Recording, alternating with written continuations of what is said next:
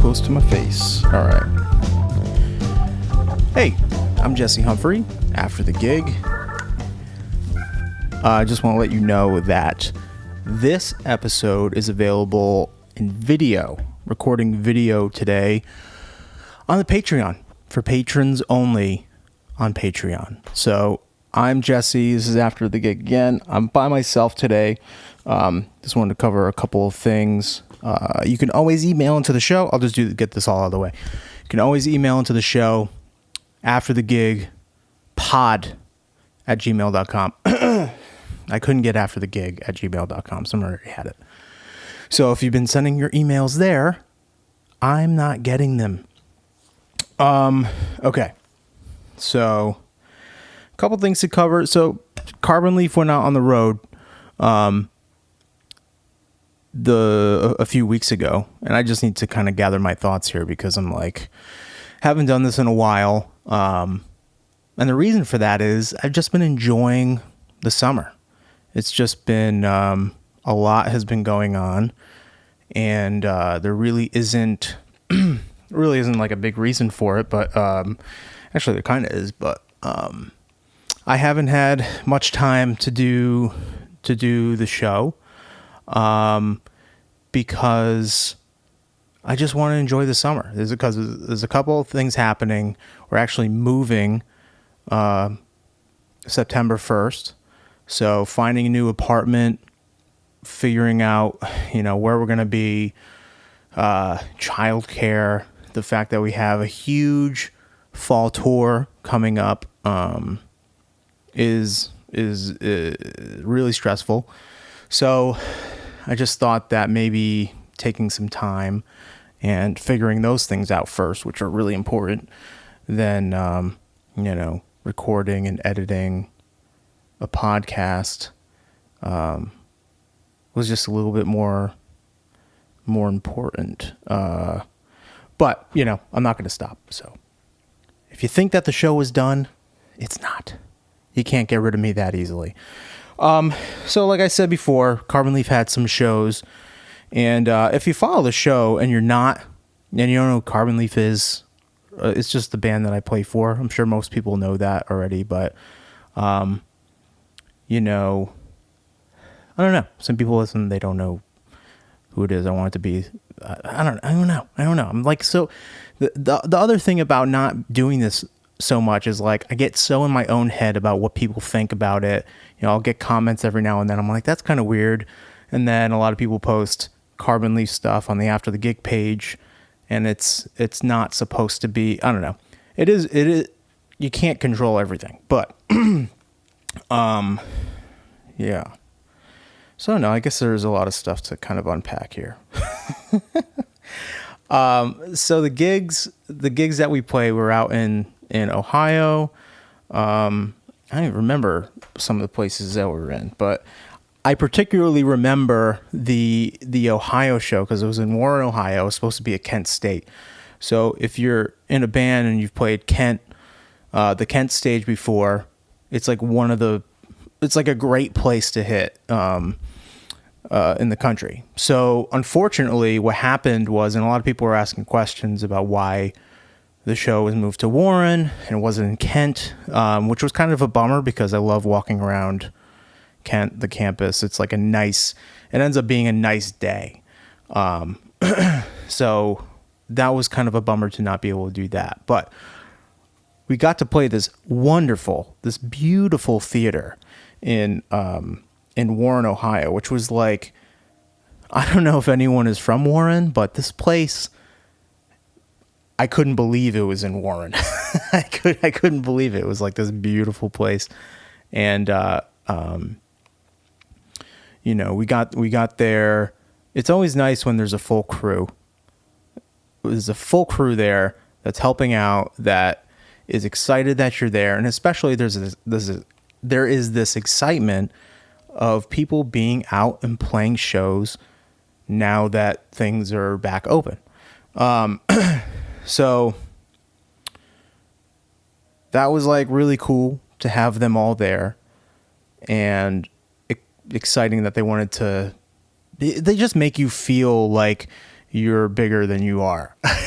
Especially when you're in a place that doesn't they know that the seats are going to be half empty. You know what I mean? So they're expecting you to play Kent. There's also people that are still not comfortable going out and being around a lot of people, which is completely 100% understandable. I completely get it if you're not there yet. So hopefully that more people are feeling comfortable by, I don't know, September, a couple months from now, September, October. Who knows, man? Who knows? I turned off the news months ago. I just got so sick of hearing about it. I got so sick of listening to people that are not experts talk as if they're experts. And then I got even more sick of people listening to those people, and then that circulating and people's opinions. And I couldn't take it anymore. I just couldn't take it anymore. And I'm just like, great, I got a vaccine. I'm fine. If that's what it takes for me to get out into the world and fly again and travel around and play shows and do the thing that I love, great. And I wonder how other musicians feel about it. It's.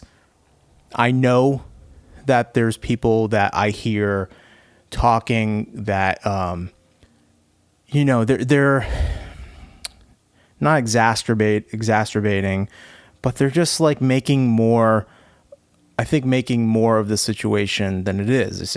They make it such a big deal that they're out there and that that it's like, that they want it to be safe. But I think they just want to work. And I think a lot of those things, and that, making more of it than what it is just a way to, I don't know. They want their people, they want their fans to feel comfortable. And I'm not talking about one specific person or anything. I'm just like lots of posts that I see on social media is just like a little bit of virtue signaling, and that's fine. If you want to do that, whatever. But when it comes down to it, people want to get out, and the musicians want to play.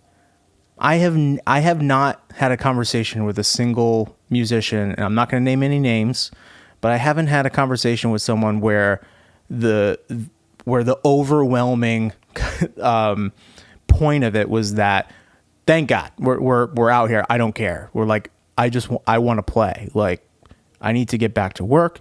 There's plenty of people that have been working through this whole thing, but I don't know. I'm just happy. I'm just really, really happy that that we're doing it again, and that we're out in the world, and that we can stay in a 24-hour Walmart parking lot and go in at all hours of the night and go buy whatever we need, and it's fine. And you don't have to go in with a mask if you're vaccinated. Don't have to go in with a mask, and it's all right. All is right with the world. We did do that. We stayed in a Walmart parking lot, and that's a normal thing for us. If there's no Flying J or Pilot around, and we need stuff or whatever, we can post up in the back of a Walmart parking lot and go in and, fill up on food, whatever we need. But sometimes it's fun to get in after a gig at like midnight, probably even later. Excuse me. It's funny, I haven't talked like a lot in a while, and getting like, it sounds ridiculous, but getting the breathing, like the pace of the breathing back. But yeah, getting in those Walmart parking lots is pretty special. It's a nice place to end up. But we were in Warren, Ohio, so I felt like everybody that was like fucking with us. There was just something about this place that when we would get out of the rig and we would walk over, it was like a big plaza. There's a Walmart, and there's a little road that connects to Quaker Steak and Lube, and a Chipotle, and a Subway, and a GameStop and all, one of those types of places. And walking to the Chipotle, which was our food of choice for that couple of days that we were there, someone always like yelled something out the window. Like, why do people do that? I don't get it. I guess it's something I would do when I was younger. But it felt like I didn't want to walk alone. I didn't want to walk alone over there in Warren, Ohio. All right. I'm trying to look through my calendar here. You can see on the video, which is only available on Patreon, patreon.com/afterthegig. Let's see. Cleveland. Oh, that was a private show. Private, you can't come. Harleysville, PA, was that? Yep, that was private too. Oh, we played the Tally Ho. Dude, having the Tally Ho, 2 nights at the Tally Ho for your first shows back. Actually, Tally Ho and then I'm pretty sure, it was Baltimore. So having those 3 shows as your first shows back indoors in a club, full capacity, no limitations, no masks, whatever. That was like oddly, it is odd how normal it felt, how quickly it felt normal. Does that make sense? It was odd how quickly everything felt normal. We were just playing a show again.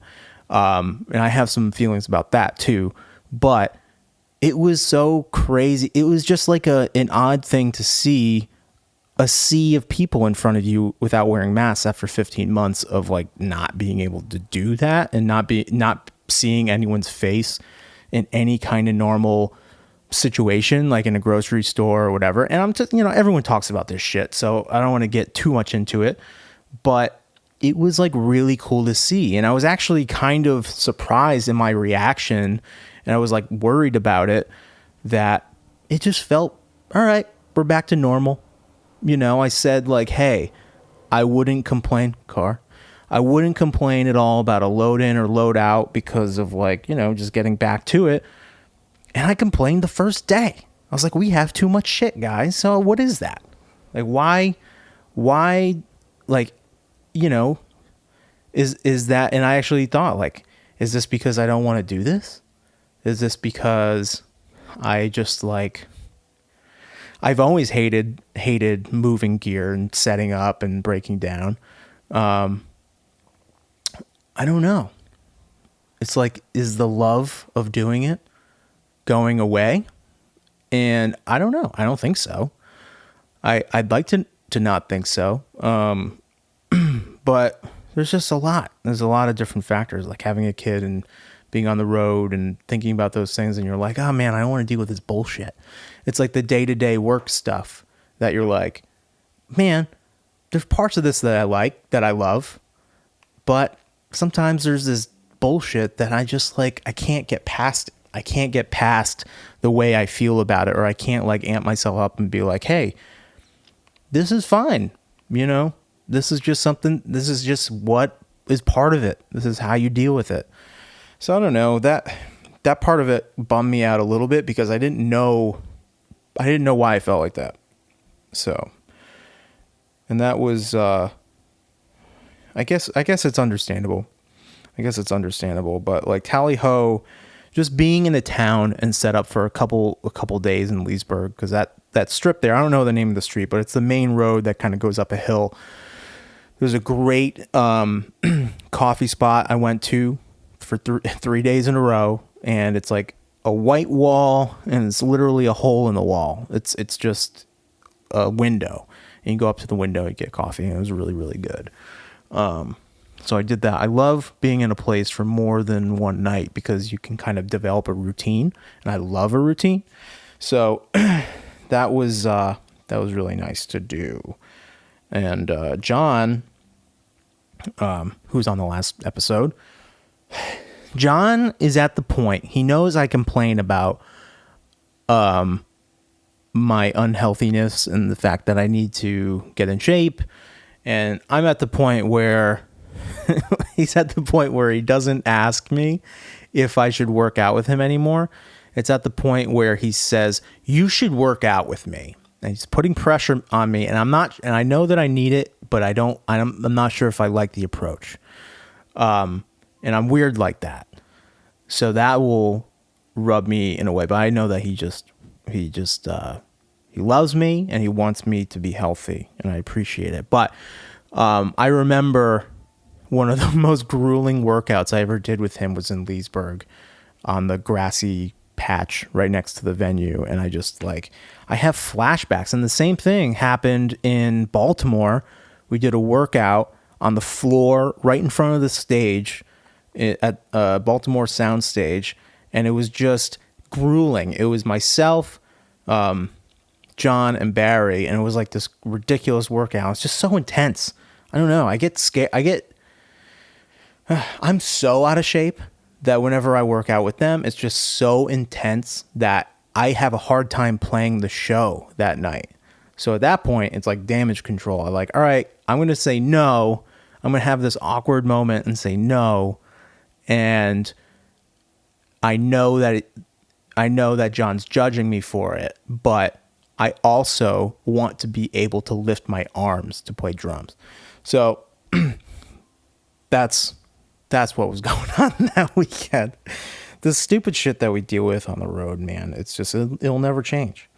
It'll never change. We did a private show in Connecticut too. Oh yeah, that was a fun one. We had the guy had a Peloton in the garage, and it was like so sick. I didn't realize how crazy cool Pelotons were. They're crazy. I don't know if I could handle having people in the Peloton network know that's a big thing. I don't like working out with other people. I don't want people to see me struggle. That's my problem. Warren, talked about that. The beautiful theater in Warren. It was unbelievable. If you're ever at the Robbins Theater, if you ever have a chance to go to the Robbins Theater, it's beautiful. And the people there are so nice, and they took great care of us. Their washer machine did ruin my shirt, a brand new shirt, which I was a little upset about. So that was a bummer. Ogunquit, played Ogunquit, Maine. Just the stops. Like a lot of these were stops that we had to cancel before. So getting to them was, it was tricky for some people that maybe it didn't work with their schedule this time around. So they had to, maybe not be able to come to the show, or like I said before, people might have been uncomfortable, but Ogunquit, Maine, those guys, they wised up. So whenever we go to Ogunquit, Maine, they give us the menu and we order off of it. And when I say that, I mean we order whatever is on it. A couple years ago, I ordered the double lobster special. And that's not like 2 lobster tails, 4 claws, bunch of legs. That is 2 lobsters. 2 full grown ass lobsters. And they put them on a plate in front of you. And I make a mess. And I get so full and happy about it. It's so yummy. It's so good. And they ended up making a band menu because the bill for these meals, we have 6 people with us, 7 people. It's like, the tab ends up being like $700 or something. And it's just like, all right, comped. But it was, they wised up and they made a band menu, which didn't have double lobster on it, but it did have like shrimp cocktail. I forget what I ordered. There was some really, really great stuff on there. I had a great meal, which I can't remember what it was. I think it was, the seafood chowder had like, I love a seafood chowder. And it had scallops and stuff, and it was fantastic. But Jonathan's, shout out, 2 nights there. And then T-Can, which ended up being at Lookout Farm in Natick, Massachusetts, which was like the perfect day. Ethan and my wife came out, and it was the perfect way to end that 2-week trip, getting back into it and playing in front of some family and stuff. So but yeah, those were the 2 weeks. And like I said, it was amazing. It was amazing to be out on the road and play, but the stresses of just having so much stuff to do and having a kid and figuring out childcare and all those things makes everything more difficult for everyone. You know, it's not just everyone has to deal with these things. So, but yeah, I mean, it was great. It was great being there. And if you were at any of the shows, thank you for coming. I always feel like we should have a message the same way that Delta sends you a message after your first flight back after the pandemic. It's like, thank you for coming back and seeing us on your first trip back or whatever and trusting us. And it was nice. It was nice. And I could see a lot of people getting emotional about it. And for some reason, man, I don't know why. It was just like, all right back to it. Who knows? Like I mentioned, we're moving. We are moving. Our apartment is on the 3rd floor in Providence, and we can't do it anymore with groceries and a toddler who is just constantly just eating all the time. It's crazy, and he's so heavy. So we're moving. We don't know exactly what we're doing or where we're going. We have a plan, but we're thinking about some different options. So if you know anyone in the Rhode Island area that has a beautiful 3-bedroom apartment, let me know, please. What else? Next week, I'll mention this now. So next week on the show, I have a guest. His name is Grayson. He was featured on the Records Revisited podcast episode with me and the guys from Records Revisited. So I met him on that podcast when we were doing it together, and I really, really liked him, and I thought he was cool. So I was like, hey, you want to be on my podcast? And a few months later, it worked. It worked out. So I'm excited to have him on. He'll be on next week. Hold on 1 second. I really hope, fireworks have been going off everywhere for like days now, sometimes weeks. And it's no different here. And I just, like, every time I put down Ethan for a nap, I'm just so scared that he's going to wake up and ruin everything.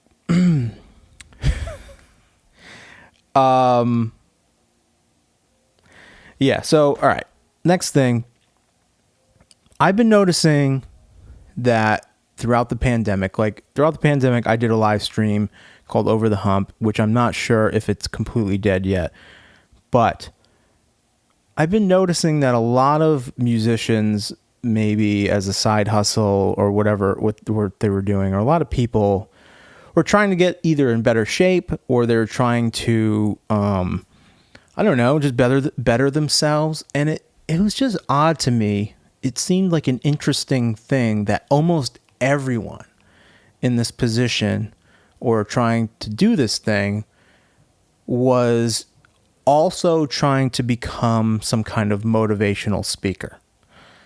And I don't mean it as like a dig on anyone. Like, you're going to do what you're going to do, and that's fine.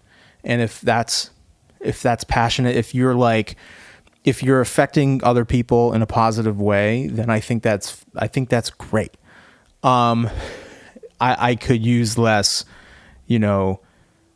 pictures of people flexing with their shirt off on my feed. I did a lot of unfollowing over the course of the last few months. I'm just like, why am I seeing this? This is for catching up with people and baby pictures and that kind of thing. And I saw it from so many different people. And I just thought it was very, very interesting that people would go to that end of the spectrum of like, all right, I'm going to do this, but in order to maybe it's because they wanted to find a way to keep themselves motivated. which I think is pretty legitimate. Like if you're going to, I mean, my first reaction to this is like, this is stupid. Like I can't see this, but now that I'm thinking about it, like really trying to like figure it out and not be super judgmental about it, I'm thinking maybe this is the way to keep themselves in check, and there is possibly something to it. But it just seemed like everybody was trying to be Tony Robbins for a few months, and now nobody's doing it because people are actually going to the gym and going to see professionals and stuff. And I don't know why I even wrote that down in my notes, but it was just odd to me that everyone was doing that. And I think that if you need to be motivated, or if you're doing it to like keep yourself in check, sure, that's fine. It's interesting to post it on social media, but if you're going to, I think that motivation to do anything comes from yourself. Like for me, to get into the gym or to stick to a diet or to not drink for over a year, you have to, for me, I had to get to the point where I was like, I hate myself right now. Or like I'm having heart palpitations in bed, or I'm just at a point of this is either going to go really bad or it can get better. And I think everybody has to be their own motivation for things to stick to it and to last. And if you're doing, I think a lot of that stuff of posting and on social media, like, it is something to be proud of and to show people what you're doing and show people your progress. But when you're trying to tell other people how to do it or what to do, then I think it's at a point of like, you're trying to get like likes or or I don't know, you're trying to get something out of it that's weird. I don't know. I have a big problem with social media and how people use it and the fame seeking. But I'm a guy on a couch recording myself talk to you, and I have a camera in front of me. So it's like, what's different about that? And it also reminds me of another topic, because that doesn't seem like it's really like the more and more you have these thoughts, and the more and more I think about it, I'm like, I don't want to put anyone down for doing something that's making them better, and they want other people, maybe it's legitimate. Could be, maybe it's not though. So the other thing, the next thing I have written down in my notebook here, my handy dandy notebook, is that Netflix specials. So I saw the best Netflix special, comedy special, and there's lots of different ones. So you have, one of my favorite comedians is Tom Segura. Love his stuff. Very dark humor. And you can watch him on Netflix and everything. But Bo Burnham released a special called Inside, and a lot of people are talking about it, or a lot of people in the artistic community, whatever, they're talking about it. And it's one of the best pieces of content or art that I've seen in a very long time. Bo Burnham quit comedy 6 years ago, because he was having crippling stage fright. He could not perform in front of people anymore, which was crazy because, you watch him perform in any of his older specials, he is incredible. Just very extremely animated. You would never think that this person is freaking out internally from crippling anxiety. And it's crazy to me after, it doesn't seem like that way at all, but he finally released a special, and he created it at his house. He wrote it, shot it, directed, edited it. He did the whole thing by himself. And with that thought in mind, knowing that he did it all himself, just shows you how incredibly talented he is, first of all, but then you have to like execute a great thing. And it was genius. So the way he put it together and the songs that he created and the messages behind the songs in this time now, and he's a self-proclaimed, fame addict. He's one of these guys that like loves the attention and stuff, but he knows he's self-aware. There's a lot of jokes about that in the thing. So this is not an advertisement, but I'm telling you, if you want to watch something really, really great, go watch Bo Burnham's special Inside on Netflix. It was fantastic. I mean, great like art, I think it inspires. So that particularly inspired me. I was like, I'm going to get the camera out and I'm going to make some stuff. And it immediately was like, fuck, how did he do all this? It was incredible. I had no idea. You have no idea that it's a lot of the idea behind famous people and like pop stars thinking that they're not talented, or people thinking that they're not talented. It's so not true. First of all, I feel like it's more rare that they don't have talent and it's just like money behind them and they're just up there like a dancing clown. But I don't think that's the case for most people. I think they're very talented, and they're up there, and it's such a polished thing you're seeing, and they're so comfortable and relaxed, and they make it look easy. That can build this perception that this person's actually not talented, which is an interesting thing that happens. But with Bo, you see right off the bat, this was shot, edited, all done by him, and then he's doing it, and it looks great, and it sounds great, and it's very honest, and it's very revealing. It's just it's just one of those things where you watch it and you're like, wow, this guy like really did something, and he did it over a year, and you can see it progress and it gets dark. It gets really dark. It's how he feels over the course of a pandemic, being locked in a room for a year creating this thing. So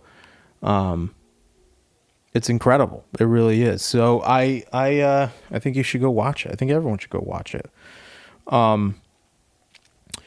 So that's really it. Keep it pretty short here since it's just me and I have the video, and Over the Hump is going to happen again, my live stream on Facebook. So watch out for that. I'll announce it well before I actually do it. I've been missing it. I've been missing playing. And I think that you see a lot of people when they do something, like artists that are, I've been having struggles thinking like I'm actually not doing anything. So I feel like if I'm actually writing music and I'm creating and I'm doing something in front of, and putting things out, then I'm actually doing something like valid. I don't like being a behind the scenes person. Like I feel like I like to be out. I'm opinionated. I've had a lot of like disagreements with the leader of a situation, and it's so small. It's so stupid to think of even something as little as a live stream, but it's like it connects itself into a lot of other aspects, and I'm going to start working more at that kind of thing. And yeah, that's just I think a lot of like sidemen think that way, and I don't know. I'd be interesting to talk to a lot of them because there's so many like incredible sidemen, but I feel like they all have, the great ones all have like their own thing on the side that scratches that kind of itch for them, so they're not just always taking orders or like always having to be at someone else's beck and call. They can always work on something. I don't know. I guess this podcast is part of that too, but and I just like talking through my thoughts to you guys. It's like therapy. All right. I've been saying a lot, and I've made it through my list, and I'm happy. I was happy. I was so happy to see everybody. Don't get me wrong about the shows and feeling the way I felt. It was just an odd feeling. It was something that I'd never really thought about before. I had the thought about, like, do I really love doing this? And I do. I do. And it's something that I need to think about more. I think that the travel is a struggle for me. So that's a difficult part of the thing, because that's part of the job. You know, you got to travel. But when you're the only guy that has to catch a flight on the day before and then go, you know, take pills that allow you to sleep on the flight, and then you're groggy all day, and then you have to go up early the next day, and then you have to drive Ohio, and so it's a lot. It's a lot. But you know, a lot of people. There's a lot of 20-something, 30-something year olds that are sitting at home being like, "Man, I wish I could have your gig," and I try to remember that. Hey, no, I earn the spot. I've worked at it for a long time, and there's other people that would jump at the chance to do it. So it's all relative. It's hard to like equate that to anything, but you know, you feel the way that you feel. And that's kind of how I was feeling the last that 2 weeks of shows, of being like, oh, you were doing this thing where you could communicate with being the live stream or the podcast or whatever, where you could communicate freely. And then now you're back in the thing where you're in the back seat. And that was a little bit, maybe that's part of it. Maybe it's like you're in the back. You like doing this other thing so much, and then you're back there. I don't know. That's part of the whole thing, I guess. Fucking drummers, man. Why do drummers always want to be up front? Always. Had that problem. It was funny because when I was in Love in Stockholm, and Charlie, our lead singer Charlie, was singing stuff, we would always, like, we had the same, like, without music, I love Charlie, but on the road we like butt heads so much, and we got into these arguments. Like, we got into like real, you know, a lot of it was just being young and hard-headed and just stupid on my own part. But there's just so many moments where it was like, where ego was just, man, if there's anything I can tell you, is just get your ego in check. I'm still trying hard at it. So get that shit in check. But drummers always want to be at the front. Phil Collins, you know, Taylor Hawkins, he's really good at it though. But he has a lead singer that like lets it happen, you know. But I don't know. I don't know what it is. I think it's like, start, you know, have a Providence-based band, like me. I'll play guitar, find. If any players, if you're in Providence, like, I actually been starting to get out and go to clubs and go to shows and stuff, kind of sit in the back at the bars. I've been going to this place called Askew, which is not too far away from me, and it's been awesome. It's been so great getting out and seeing live music, and, you know, going to the open mics and watching all these different artists. So if you're in Rhode Island, and you know of a spot, or, you know, I'm here, man. I'm here. I want to go out and check out the scene. So, all right, that is it. I think that's it. If you want to check out what I'm doing, jessehumphrey.com, email into the show. I'm always looking for your feedback. Love hearing from you guys. afterthegigpod@gmail.com. Merch store is, you can get it. You can hit the link through the website, jessehumphrey.com. And if you want to see this podcast and other exclusive content, video wise, and all different types of things, please consider supporting the show on Patreon, patreon.com/afterthegig. It means a lot to me, keeps it going, keeps the lights on. So please consider supporting there, and I will see you hopefully very soon. Oh, the other thing I wanted to say was I think I miss meet and greets. From the person that hates meet and greets, I miss meet and greets. And I think after doing 2 weeks of shows with no meet and greets, I think meet and greets go along. Have I had this curl sticking down this whole time? I think meet and greets go such a long way. Such a long way. And I think we're really fucking up by not doing them. So, well, anyway, that's my last thought. And I will see you soon. Love you all. Bye-bye.